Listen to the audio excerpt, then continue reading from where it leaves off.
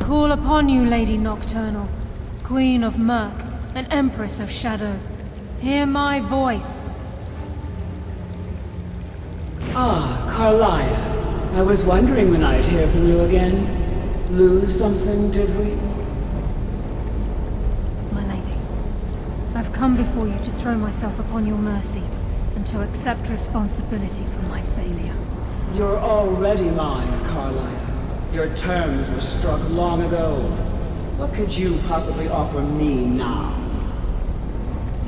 I have two others that wish to transact the oath, to serve you both in life and in death. You surprise me, Carlia. This offer is definitely weighted in my favor. My appetite for Mercer's demise exceeds my craving for wealth, Your Grace.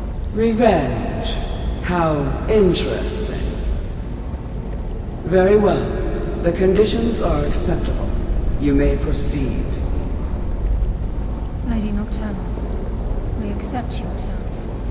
We dedicate ourselves to you as both your avengers and your sentinels. We will honor our agreement in this life and the next until your conditions have been met. Very well. I name your initiates Nightingale, and I restore your status to the same, Carlisle. And in the future, I'd suggest you refrain from disappointing me again.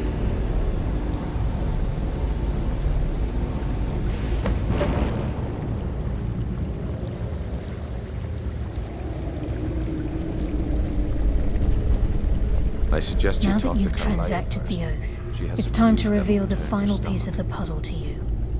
Mercer's true crime. Mercer was able to unlock the Guild's vault without two keys because of what he stole from the Twilight Sepulchre, the skeleton key.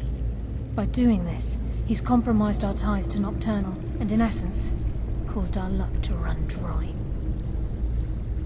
Well, yes, but the key isn't only restricted to physical barriers. What the crap is that? All of us possess untapped abilities, Oh, the potential shit. to wield great Fucking power spider securely crawled up sealed that within bit. our minds. Get it Once out. you realize the Get it key off. can access these traits, Fuck. the potential becomes limitless.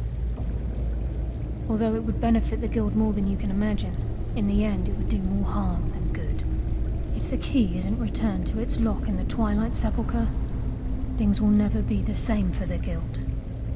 As time passed, our luck would diminish to the point of non-existence, and whether you know it or not. Very true. In our line of work, it's quite rare we set out to return a stolen item to its rightful owner. Before we depart, Brynjolf has some business to discuss. I suggest you listen to him. Listen, lass.